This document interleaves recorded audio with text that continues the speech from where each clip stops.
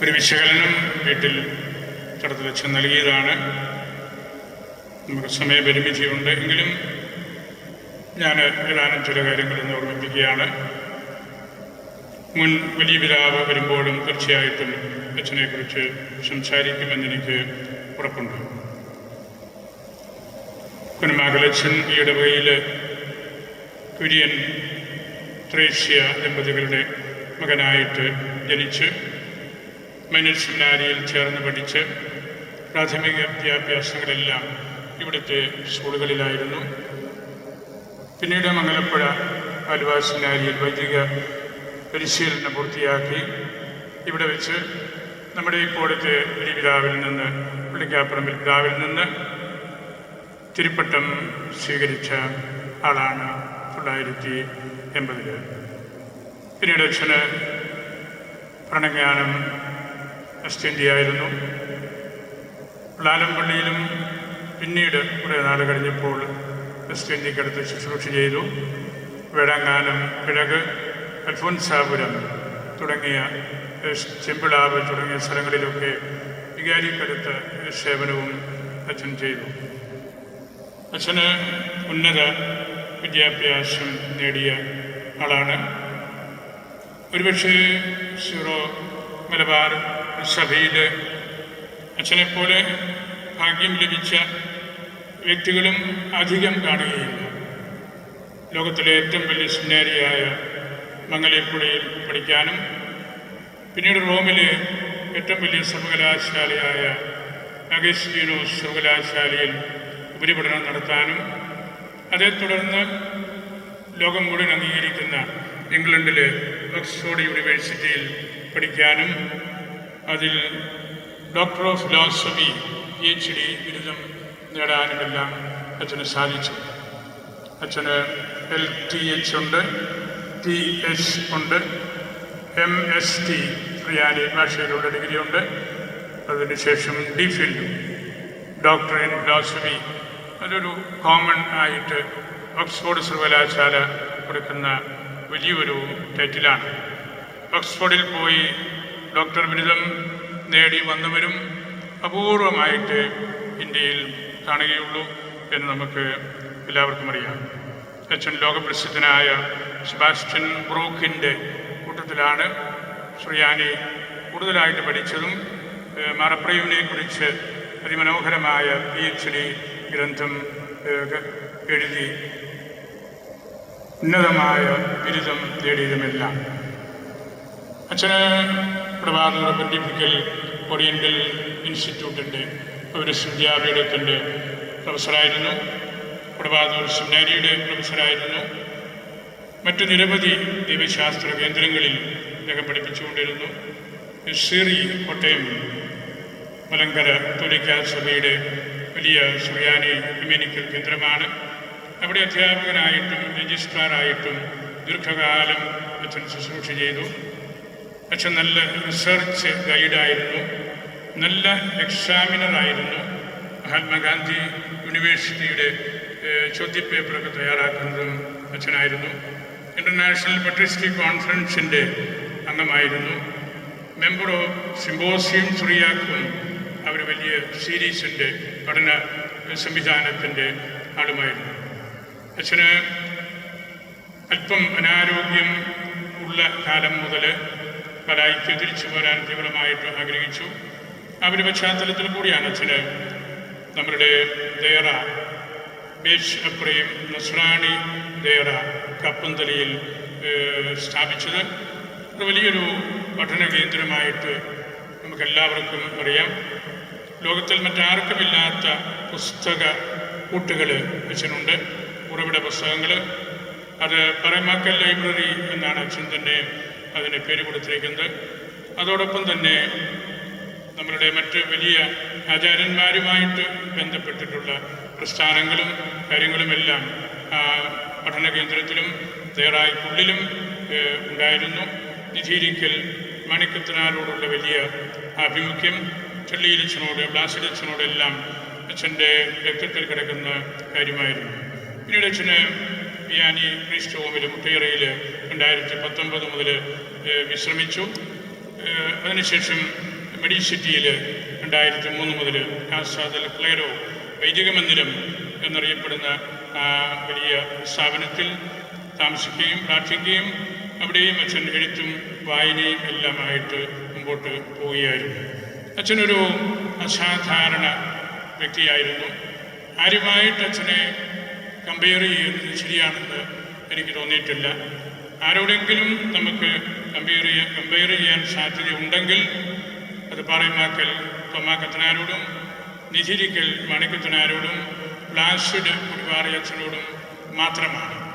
മറ്റാരോടെങ്കിലും അദ്ദേഹത്തെ തുലനം ചെയ്യുന്നത് തോമാ കത്തനാരെ ചെറുതാക്കുന്നത് പോലെയാണ് എനിക്ക് എപ്പോഴും തോന്നിയിട്ടുള്ളത്. സാധാരണമായ ബൗദ്ധിക മികവ് അദ്ദേഹത്തിനുണ്ടായിരുന്നു. നല്ല തിയോളജിയനായിരുന്നു, നല്ല ഫിലോസഫറായിരുന്നു, നല്ല എക്യുമെനിസ്റ്റായിരുന്നു, നല്ല ഇൻഡോളജിസ്റ്റായിരുന്നു. ഇന്ത്യയെക്കുറിച്ച് ധാരാളം കാര്യങ്ങൾ അറിയാം. അദ്ദേഹം നല്ലൊരു പോളിഗ്ലോട്ട്, നിരവധി ഭാഷകൾ, മൂലഭാഷകളും മോഡേൺ യൂറോപ്യൻ ഭാഷകളുമെല്ലാം നന്നായിട്ട് അറിയാവുന്ന വ്യക്തിയായിരുന്നു. വളരെ ലളിതമായ ജീവിതം, നിരന്തരമായ വായന, പഠനം, നിരീക്ഷണം, വിലയിരുത്തൽ എല്ലാം അച്ഛൻ്റെ വ്യക്തിത്വത്തിൽ ഉണ്ടായിരുന്ന കാര്യമായിരുന്നു. ഔദാര്യ മനോഭാവത്തോടുകൂടി അച്ഛൻ ജീവിക്കുകയും മിതത്വം എല്ലാ കാര്യങ്ങളിലും പാലിക്കുകയും ചെയ്തിരുന്നു. വചനത്തിലൂടെയും പ്രകൃതിയിലൂടെയുമാണ് ദൈവത്തെ അറിയേണ്ടത് എന്ന് അച്ഛൻ ഉറച്ച് വിശ്വസിച്ചിരുന്നു. അതുകൊണ്ടാണ് ഞാൻ അദ്ദേഹത്തെ വലിയൊരു പണ്ഡിതൻ, അതിൻ്റെ പുസ്തകപരമായ മേഖലയിൽ മാത്രമല്ല, ഈ രാജ്യത്തോടുള്ള ബന്ധത്തിൽ, ഈ രാജ്യത്തിൻ്റെ സംസ്കാരത്തോട്, അതിൻ്റെ ആധ്യാത്മിക പൈതൃകത്തോടെല്ലാം അച്ഛന് വലിയ അടുപ്പമുണ്ടായിരുന്നു. ദേറ ഒരു ഇന്ധനമാണ്. ആ ദേറായോട് ബന്ധപ്പെട്ട ധാരാളം യുവാക്കന്മാർ, ഫെബിനെ പോലെയുള്ള ആളുകളെല്ലാം ഈ പ്രാർത്ഥന ശുശ്രൂഷയിൽ പങ്കെടുക്കുന്നുണ്ട്. അത് കത്തി പടർന്ന് നമ്മുടെ സഭയും സാർവത്രിക സഭയിലുമെല്ലാം എത്തേണ്ട ഒരു കാര്യമാണ്. അവിടെയായിരുന്നു നമ്മുടെ സെബസ്ത്യാനോസ് അച്ഛന് കൂട്ടത്തിൽ, നമ്മുടെ കൂട്ടത്തിൽ പരിശുദ്ധ കുർബാനയ്ക്കുണ്ട്. അവിടെ അച്ഛൻ്റെ കൂട്ടത്തിൽ ജീവിച്ച് പഠിച്ച് ഔപചാരികമായ കാര്യങ്ങളെല്ലാം തീർത്ത് അഭിഷിക്തനായ ഒരു ദേറാക്കാരനാണ് സെബസ്ത്യാനോസ് എന്ന് നിങ്ങൾക്ക് എല്ലാവർക്കും അറിയാം. ദേറായുടെ കാര്യസ്ഥന്മാരായിട്ടുള്ള അച്ഛന്മാർ 2 പേരും ഈ കുർബാനയിൽ പങ്കെടുക്കുന്നുണ്ട്. ബഹുമാനപ്പെട്ട അച്ഛൻ, അതിൻ്റെ ഡയറക്ടർ അച്ഛൻ ആൻഡ്രൂസ് അച്ഛന് ഔദ്യോഗിക കാര്യങ്ങൾ മൂലം പുറത്ത് പോയിരിക്കുകയാണ്. രാമപുരം വലിയൊരു കേന്ദ്രമാണ്. മഹാരഥന്മാർക്ക് ജന്മം നൽകിയ നാടാണ്. ചരിത്രപരമായിട്ടും പാരമ്പര്യ വഴികളിൽ കൂടെ നമ്മൾ നോക്കുമ്പോഴും അതുതന്നെയാണ് രാമപുരത്തിൻ്റെ പ്രത്യേകത. അവിടെ മാത്രമേ കുണമാഗ്രച്ചന് ജനിക്കാൻ പറ്റുമായിരുന്നുള്ളൂ എന്ന് ഞാൻ കരുതുകയാണ്. ഇവിടം പാറേമാക്കൽ തോമാ കത്തനാരാൽ അനുഗ്രഹീതമായ സ്ഥലമാണ്. അദ്ദേഹത്തിൻ്റെ തുമ്പാണ് നമ്മളിവിടെ ഇക്കലായുടെ മുമ്പിൽ വലിയ ഇടം പോലെ പണിത് ഉയർത്തി 2 വർഷങ്ങൾക്ക് മുമ്പ് സ്ഥാപിച്ചിരിക്കുന്നത്. വാഴ്ത്തപ്പെട്ട കുഞ്ഞച്ഛൻ്റെ തുമ്പും ഇവിടെയാണ്. അവരുടെ കൂട്ടത്തിലാണ് ബഹുമാനപ്പെട്ട തോമാ കത്തനാരും സംസ്കരിക്കപ്പെടുന്നത് നമ്മുടെ ഓർമ്മയ്ക്കായിട്ട്. അച്ഛൻ വലിയൊരു ലെജൻഡ. ഇനി നമ്മൾ വായിക്കണം, പഠിക്കണം അച്ഛനെക്കുറിച്ച്. എങ്കിൽ മാത്രമേ അച്ഛൻ ആരാണെന്ന് ഈ സഭ മനസ്സിലാക്കുകയുള്ളൂ. നിരവധിയായ ചിന്തകൾ അച്ഛനിലുണ്ടായിരുന്നു. നസ്രാണിത്വം എന്ന് പറയുന്നത് എന്താണെന്ന് ഈ മോഡേൺ നസ്രാണികളെ കുറിച്ചെങ്കിലും പഠിപ്പിച്ചത് ബഹുമാനപ്പെട്ട തോമാ കത്തനാരാണ്. അച്ഛനിൽ ഒരു മിന്നൽ, ഒരു സ്പാർക്കിംഗ് ഉണ്ടായിരുന്നു. അത് പാറേമാക്കലും നിധിരിക്കൽ മാണിച്ചനുമൊക്കെ നമുക്ക് നൽകിയ ആ ദീപത്തിൽ നിന്നുള്ളതാണ്. അച്ഛൻ്റെ സിരകളിൽ നസ്രാണിത്വം എന്ന അഭിമാനബോധമാണ് കൂടിയിരുന്നത്. അച്ഛൻ ഉറവിട ഗ്രന്ഥങ്ങൾ മാത്രമേ വായിക്കുമായിരുന്നുള്ളൂ. സെക്കൻഡറി സോഴ്സസ് അച്ഛന് ഇഷ്ടമില്ലായിരുന്നു. എപ്പോഴും അച്ഛൻ്റെ അടുത്ത് റിസർച്ചിനായിട്ട് വരുന്നവരോട് മൂലഭാഷകളോടും മൂലഗ്രന്ഥത്തോടും ബന്ധപ്പെട്ട് നിൽക്കാനായിട്ട് അച്ഛനെപ്പോഴും നിർബന്ധിക്കുമായിരുന്നു. അങ്ങനെയാണ് ആ ഒരു വലിയ ബന്ധത്തിൽ അച്ഛൻ അൽമായ സുഹൃത്തുക്കളുമായിട്ട് ബന്ധപ്പെടുന്നതും നിരവധി അൽമായക്കാരെ ശിഷ്യ യൂത്തിനെ പലരും ഈ ശുശ്രൂഷയിൽ പങ്കെടുക്കുന്നുണ്ട്. സുറിയാനി പഠിക്കാനും ചരിത്രം പഠിക്കാനും അങ്ങനെ ചരിത്ര വഴികളിലൂടെ സഞ്ചരിച്ച് സത്യം അന്വേഷിക്കുവാനായിട്ട് അച്ഛനെപ്പോഴും നമ്മെ നിർബന്ധിക്കുമായിരുന്നു. അച്ഛൻ പറയുമായിരുന്നു, നമ്മുടെ കുർബാനയിലെ ഓരോ സുറിയാനി വാക്കും ഓരോ ഗ്രന്ഥം എഴുതാൻ തക്കവണ്ണം അർത്ഥമുള്ളതാണ്. അച്ഛൻ നമ്മുടെ കുർബാന ക്രമത്തെ തീവ്രമായിട്ട് സ്നേഹിച്ചിരുന്നു. 3 ക്രമങ്ങളാണല്ലോ നമുക്കുള്ളത്. അതെല്ലാം മൂലഭാഷയിൽ തന്നെ അച്ഛന് കൃത്യമായിട്ട് അറിയാമായിരുന്നു.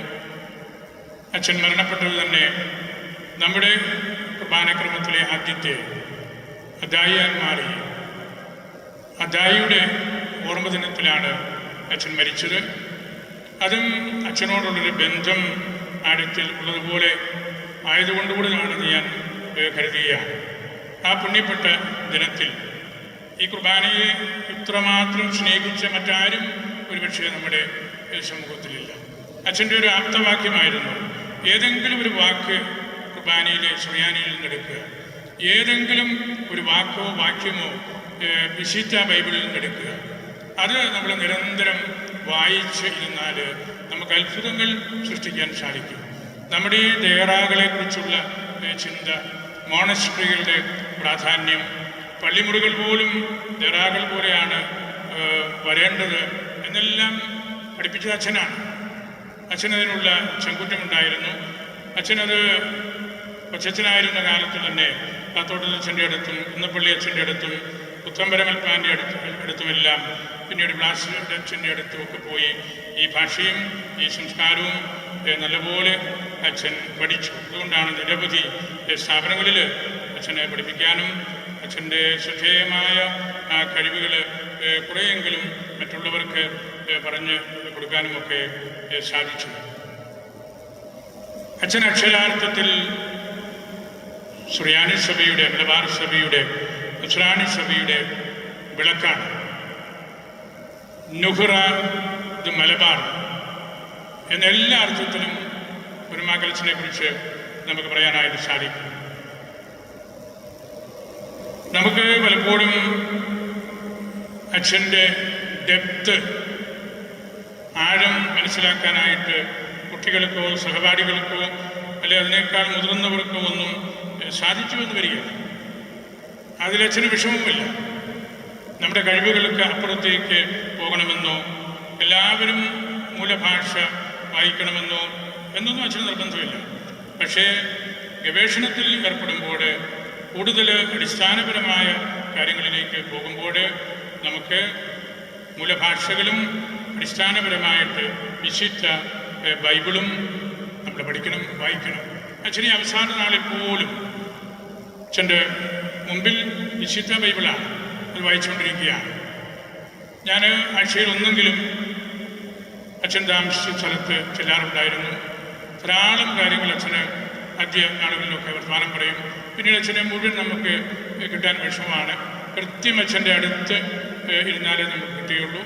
അച്ഛൻ്റെ ജീവിതത്തിലെ ക്ലേശങ്ങളും സങ്കടങ്ങളും തെറ്റിദ്ധരിക്കപ്പെട്ടിട്ടുള്ള മേഖലയും എല്ലാം അച്ഛൻ എന്നോട് വളരെ വിശദമായിട്ട് തുടർന്ന് സംസാരിച്ചിട്ടുണ്ട്. അത് വലിയൊരു കൺഫെഷൻ പോലെ എനിക്ക് തോന്നിയിരുന്നു. അത്രമാത്രം ഹൃദയ ശുദ്ധിയോടുകൂടിയാണ് അച്ഛൻ ആ കാര്യങ്ങൾ സംസാരിച്ചിട്ടുള്ളതും അല്ലെങ്കിൽ നമ്മുടെ ശ്രദ്ധയിൽ കൊണ്ടുവന്നത്. ദേറായും ലൈബ്രറിയും അതിൻ്റെ സമ്പത്തുമെല്ലാം അച്ഛൻ പാലാരൂപതയെ ആണ് എത്തിച്ചിരിക്കുന്നത്.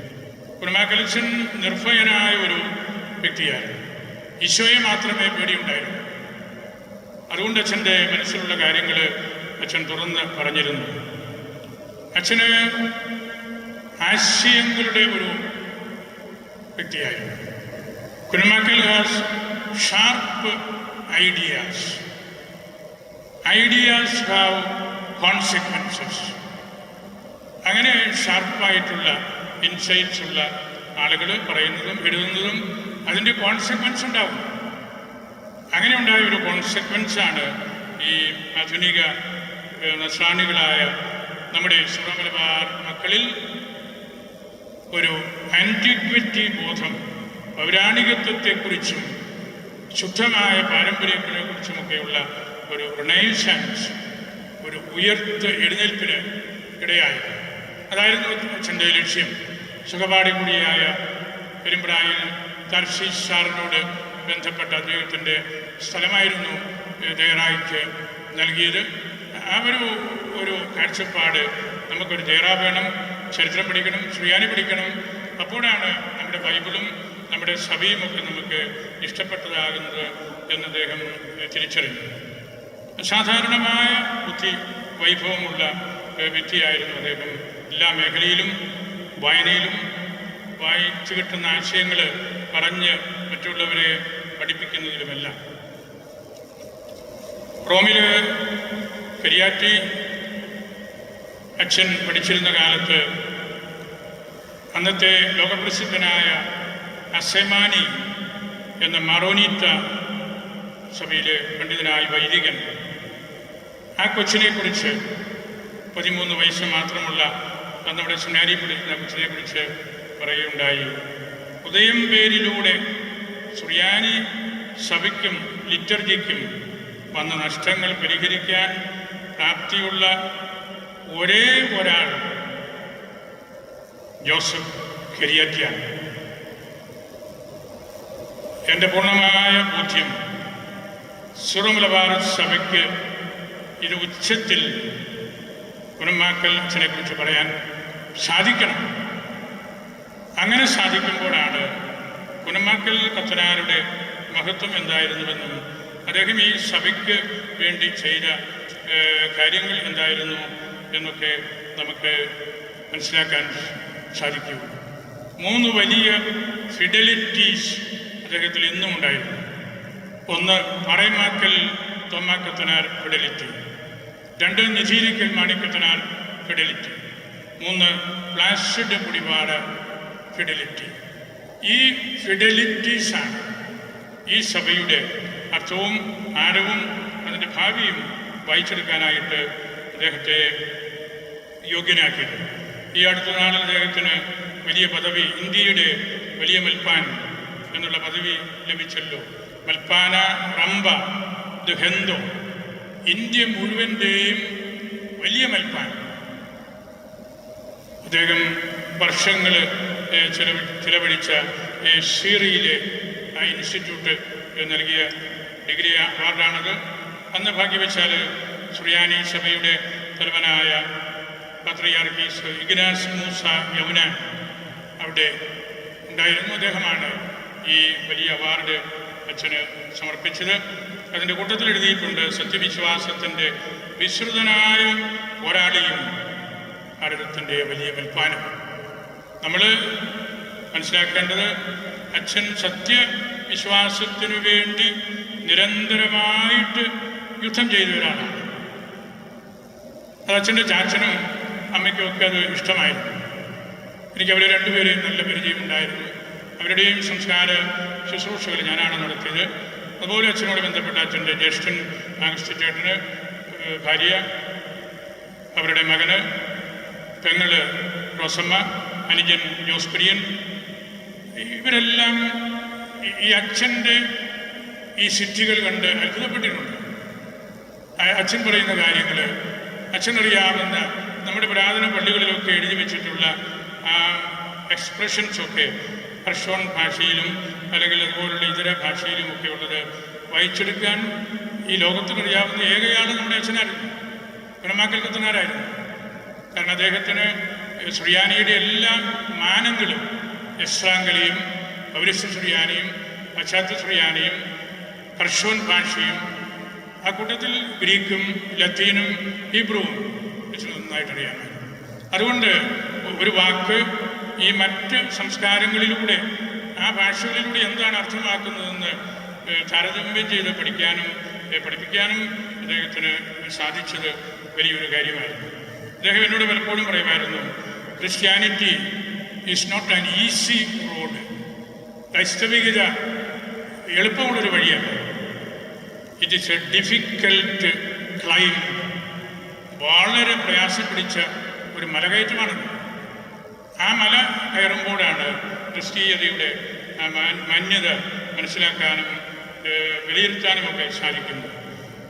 എൻ്റെ ഉത്തമമായ ബോധ്യം കപ്പന്തല തേറ ആദിമസഭയിലെ നിശീബീസ്, എദേശ തുടങ്ങിയ സ്കൂളുകളുടെ തുടർച്ചയാണ്. ഒരുപക്ഷെ ഭാവിയിൽ അതിനേക്കാൾ അതിന് ഖ്യാതി കിട്ടിയേക്കും. അവിടെയാണ് നമ്മുടെ സെബസ്ത്യാനോസ് ദേറാക്കാരനൊക്കെ ഒരുക്കപ്പെട്ടത്. അവിടെയാണ് നമ്മുടെ അച്ഛന്മാരിപ്പോൾ 2-3 പേര് സ്ഥിരമായിട്ട് താമസിക്കുന്നത്. അതുവഴി നമുക്ക് ഈ പുരാതന കാലത്തെ സുറിയാനി പഠന കേന്ദ്രങ്ങളെക്കാൾ മുമ്പോട്ട് പോകാൻ സാധിക്കും. കാരണം എന്താണെന്നറിയാമോ? അവിടെ കൊച്ചു കുട്ടികൾ പോലും ഇപ്പോൾ വന്ന് പഠിക്കുന്നു. മുതിർന്നവർ മാത്രമല്ല, സ്കോളേഴ്സ് മാത്രമല്ല, അല്ലെങ്കിൽ സീറിയൽ സിമ്പോസിയത്തിന് വരുന്ന ആളുകൾ മാത്രമല്ല, ആ അയൽപക്കത്തെ കൊച്ചു കുഞ്ഞുങ്ങൾ അവിടെ വന്ന് സുറിയാനി എഴുതാനും വായിക്കാനും പഠിക്കാനും പാട്ടുപാടാനും തുടങ്ങിയപ്പോൾ അതൊരു റിനൈസൻസാണ്, നവോത്ഥാനമാണ്. അവരിലൂടെ, അല്ലെങ്കിൽ അച്ഛൻ മനസ്സിൽ കണ്ട ആ കാഴ്ചകളിലൂടെ നമുക്ക് നമ്മുടെ സഭയ്ക്കും നമ്മുടെ ലിറ്റർജിക്കും അടിസ്ഥാനപരമായ മാനങ്ങൾ ഇനിയും ഉണ്ടാകും. അച്ഛൻ എന്നോട് വാക്കിലൂടെ അച്ഛൻ്റെ മൃതസംസ്കാരത്തെക്കുറിച്ചൊക്കെ പറഞ്ഞിരുന്നു, എഴുതി തന്നിരുന്നു. നമ്മൾ അതെല്ലാം പാലിച്ചാണ് അച്ഛനെ ഇവിടെ നടത്തിയിരിക്കുന്നത്. വളരെ ലളിതമായ ഒരു പെട്ടി, അതിലച്ഛന് ആവശ്യപ്പെട്ടതനുസരിച്ച് എല്ലാം, മൃതശരീരത്തിൽ പൂക്കളും പട്ടു വസ്ത്രങ്ങളും ഒന്നും വയ്ക്കരുത്. അച്ഛൻ്റെ ആഗ്രഹം വെള്ളത്തുണിയും ഒരു വെള്ള കമ്മീസും, അതാണ് അച്ഛനത് കരുതി വെച്ചിരുന്നത്. ഒരു ബാഗിനകത്ത് അത് കരുതി കപ്പന്തല തേറായിൽ ഈ ഫെബിനെയും അച്ഛന്മാരെയും ഒക്കെ ഏൽപ്പിച്ചിരുന്നു. അച്ഛൻ ജീവിച്ചിരുന്നപ്പോഴും ആ മരണത്തെക്കുറിച്ചാണ് ചിന്തിച്ചത്. സ്വർഗത്തിൽ എന്താണ് കിട്ടാൻ പോകുന്നത്? അതിലച്ഛൻ ആവശ്യപ്പെട്ടിരുന്നു ഈ വെള്ളവസ്ത്രവും ഈ വെളുത്തി ഒരു കാലുറയും. അച്ഛൻ്റെ കയ്യിൽ വേണ്ടത് സ്ലീവായാണെന്ന് എന്നോട് പറഞ്ഞിരുന്നു. അച്ഛൻ എഴുതിയും വെച്ചിരുന്നു. കാരണം സ്ലീവായാണിത്, ഉത്ഥാനം ചെയ്ത ഈശോയാണ്, സ്വർഗത്തിലേക്കാണ് പോകുന്നത്, പർദീസായിലേക്കാണ് പോകുന്നത്. അപ്പോൾ കയ്യിൽ വേണ്ടത് ഈ സ്ലീവായും ശിരസിൽ അദ്ദേഹത്തെ നമ്മൾ അണിയിച്ചിട്ടുള്ള വസ്ത്രത്തിൻ്റെ ഭാഗം ശിരസിൻ്റെ കീഴേ ഉണ്ട്. മുഖം മൂടുന്നത് ശ്വസപ്പ കൊണ്ടല്ല, ഈ വസ്ത്രത്തിൽ തന്നെയുള്ള ശിരോവസ്ത്രം നമ്മളെടുത്ത് മുമ്പോട്ട് വയ്ക്കുമ്പോൾ അച്ഛൻ്റെ മുഖം ഈ ലോകത്തിൻ്റെ കാഴ്ചകൾ മറയ്ക്കപ്പെടുകയാണ്. അച്ഛൻ പരലോകത്തിലേക്ക് പോവുകയാണ്. അവിടെ ഈ സ്ലീവായുമായിട്ട് അദ്ദേഹം എന്തിനു വേണ്ടിയാണോ ശരിക്കും യുദ്ധം ചെയ്ത് സമരം ചെയ്ത്, ഈ സ്ലീവായ്ക്ക് വേണ്ടിയായിരുന്നു. ഉദ്ധിതനായ ഈശോയുടെ അതിൻ്റെ മർമ്മം എന്താണ് എന്ന് പഠിപ്പിക്കാൻ വേണ്ടിയാണ്. അതുകൊണ്ടാണ് നിരന്തരമായിട്ട് വേദപുസ്തകം വായിക്കണം, ജീവിതം ലളിതമായിരിക്കണം, വാക്കുകൾ മൂർച്ചയുള്ളതായിരിക്കണം എന്നൊക്കെ പറഞ്ഞത്. അച്ഛൻ്റെ ആ ഒരു വലിയ ശുശ്രൂഷ ഭാവിയിൽ നമുക്ക് തീർച്ചയായിട്ടും വളരെയേറെ ഉപകാരപ്പെടും. അത് തുടരാൻ കൊച്ചു കുഞ്ഞുങ്ങൾ ഉൾപ്പെടെ ഇപ്പോൾ തയ്യാറാണ് എന്നതാണ് ഏറ്റവും വലിയ സന്തോഷം. അച്ഛൻ ഞാൻ സൂചിപ്പിച്ചല്ലോ, ദിവംഗതനായത് തോമാസ് ലീഹായുടെ ശിഷ്യനായ മർദായിയുടെ ഓർമ്മ ദിനത്തിലായിരുന്നു.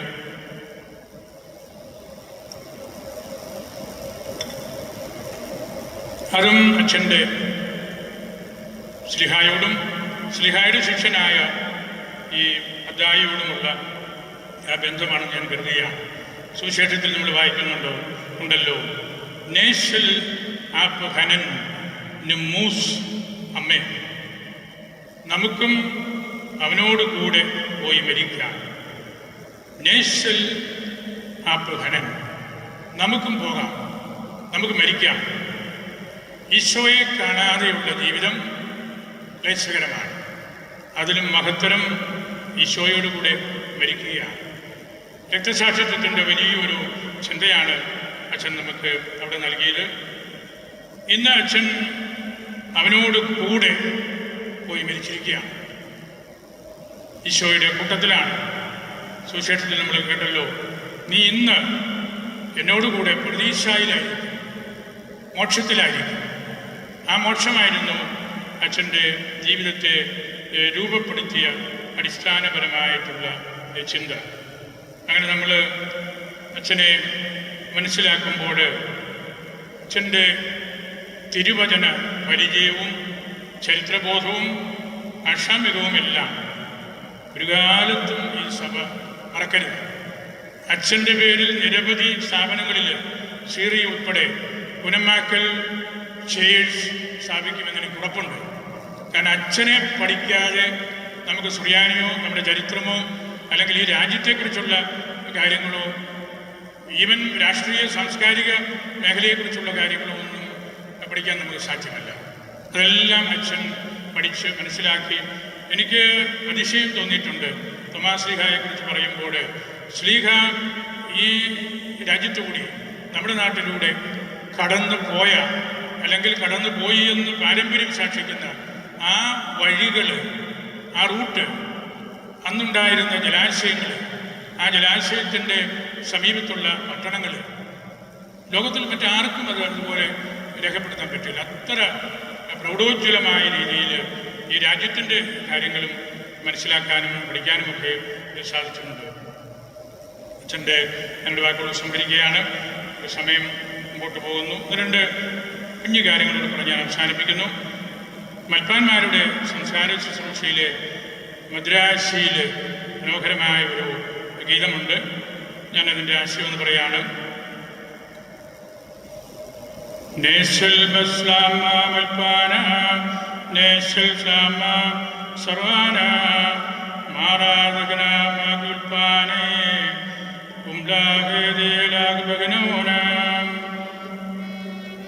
അതിനർത്ഥം എന്തെന്നറിയാമോ? നമ്മൾ കർത്താവേ മമ രാജാവേ എന്ന് പാടുന്നത് പോലെയാണ്.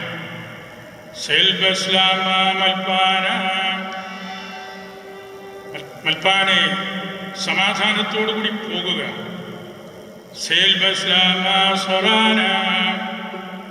ഉപദേശകനായ മൽപ്പാനെ നീ സമാധാനത്തോടുകൂടി പോകുക.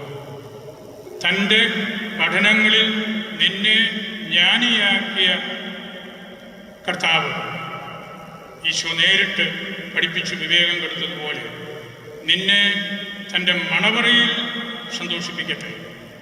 അതിമനോഹരമായ മദ്രാശയാണത്. മൽപ്പാനെ സമാധാനത്തോടുകൂടി പോവുക, ഉപദേശക സമാധാനത്തോടെ പോവുക. നിന്നെ തൻ്റെ മണവറയിൽ ഈശോ സന്തോഷിപ്പിക്കട്ടെ. വിവേകമുള്ള മൽപ്പാന്മാർ, യുൽപ്പാന പ്രബോധനം നൽകിയ വിവേകവതികളായ മൽപ്പാന്മാരുടെ കൂട്ടത്തിൽ നിന്നെ സംരക്ഷിക്കട്ടെ. അടുത്ത ലൈന് കർത്താവേ മമ രാജാവേ എന്നുള്ള ആ രീതിയിലാണതും നമുക്ക് എളുപ്പത്തിൽ വായിക്കാവുന്നത്. അംശീഷാദമേ സൗറാഹം, അബ്രാഹത്തിൻ്റെ കൂട്ടത്തിലേക്ക് പോവുക. വപ്രേം നർഷേ മൽപ്പാന, അപ്രേമിൻ്റെയും നർഷായുടെയും കൂട്ടത്തിലേക്ക് പോവുക. അവിടെ തങ്ങളുടെ അധ്യാപനത്താൽ ലോകത്തെ പ്രകാശിപ്പിച്ച ആളുകളാണിവർ. അബ്രാഹവും അപ്രേമും നർഷയും ആ മൽപ്പാന്മാരുടെ കൂട്ടത്തിൽ. അവസാനം അമുഹോൻ, നെപ്പോത്, ബൂസാമാഗ്, അവരോടൊപ്പം കർത്താവ് നിന്നെ ശാന്തിയിലേക്ക് പ്രവേശിപ്പിക്കട്ടെ. തോമാച്ചന് ഏറ്റവും ഇഷ്ടമുള്ളൊരു വാക്കായിരുന്നു ശാന്തി. ശൈന ശ്ലാമ, ശാന്തിയും സമാധാനവും. ആ ശാന്തിയിലേക്കാണ്, പരിശുദ്ധ ത്രിത്വത്തിൻ്റെ ആ മൗതികമായ തായ്മയിലേക്കാണ് അദ്ദേഹം തൻ്റെ ആത്മാവ് പ്രവേശിച്ചുകൊണ്ടിരിക്കുന്നത്. അച്ഛൻ്റെ മാതാപിതാക്കളെയും ഞാൻ പറഞ്ഞല്ലോ, സൂചിപ്പിച്ചിരുന്നല്ലോ. സഹോദരങ്ങൾ എല്ലാം കൂടെ ഇവിടെ ഉണ്ട്. രണ്ട് സഹോദരങ്ങളും പെങ്ങളും ഭർത്താവും. ജ്യേഷ്ഠൻ്റെ മകൻ നിരവധി തവണ മെഡിസിറ്റിയിലെ ആശുപത്രിയിലും അച്ഛൻ്റെ കൂട്ടത്തിൽ വരികയും അതുപോലെ ജ്യേഷ്ഠനും ആകൃഷ്ടിച്ചേട്ടനും എല്ലാം അവരച്ഛനെ വലിയൊരു താല്പര്യത്തോടു കൂടി അച്ഛൻ്റെ ജാക്ഷൻ തന്നെ കാപ്പന്തൽ നേറായിൽ പലതവണ വന്നതും ഒന്നിച്ച് സംസാരിച്ചതും ഒക്കെ എൻ്റെ ഓർമ്മയിലുണ്ട്. അതൊരു വലിയൊരു പൈതൃകമായിരുന്നു ഈ തറവാടിൻ്റെ, ഈ രൂപതയുടെ, ഈ സഭയുടെ എന്ന് ഞാൻ പറയും. അച്ഛനെ ഈ ഇടവകയ്ക്കോ ഈ രൂപതയ്ക്കോ മാത്രം മനസ്സിലാക്കി നിർത്താൻ പറ്റുന്ന ആളല്ല. അച്ഛൻ്റെ ആ നുഹറ, ആ വെളിച്ചം അനശ്വരമായിട്ട് വരും കാലങ്ങളിൽ, വരും തലമുറയ്ക്ക്, നമ്മുടെ സഭയ്ക്ക് ഉപകാരപ്പെടും എന്നെനിക്ക് പൂർണ്ണമായ ഉറപ്പുണ്ട്. അച്ഛൻ ജീവിതത്തിൽ കൊണ്ടു നടന്ന വലിയ പിതാക്കന്മാരുടെ പേരുകൾ ഞാൻ പറഞ്ഞു. നമ്മുടെ വലിയ പിതാവിനോട്, പുള്ളിക്കാപ്പൻ പിതാവിനോട് വലിയ ഇഷ്ടമായിരുന്നു. പിതാവിന് യാത്ര ചെയ്യാനൊക്കെ പ്രയാസമാണെന്ന് നിങ്ങൾക്കറിയാമല്ലോ. പിതാവിൻ്റെ പ്രാർത്ഥനയും ഞാൻ ഇവിടെ പ്രത്യേകമായിട്ട് നിങ്ങളെ അറിയിക്കുകയാണ്. അച്ഛനെ നമുക്ക് ഈശോയ്ക്ക് സമർപ്പിക്കാം. അച്ഛൻ മോക്ഷത്തിലേക്കാണ് പോകുന്നത്. അച്ഛൻ നമുക്ക് വേണ്ടി പ്രാർത്ഥിച്ചുകൊള്ളും. വാഴ്ത്തപ്പെട്ട കുഞ്ഞച്ഛൻ്റെയും പരിശുദ്ധ അൽഫോൻസാമ്മയുടെയും മധ്യസ്ഥവും പ്രാർത്ഥനയും അച്ഛനോടുകൂടി ഉണ്ടായിരിക്കട്ടെ എന്ന് പ്രാർത്ഥിച്ചുകൊണ്ട് ഈശോയുടെ നാമത്തിൽ എൻ്റെ വാക്കുകൾ ഉപസംഹരിക്കുന്നു.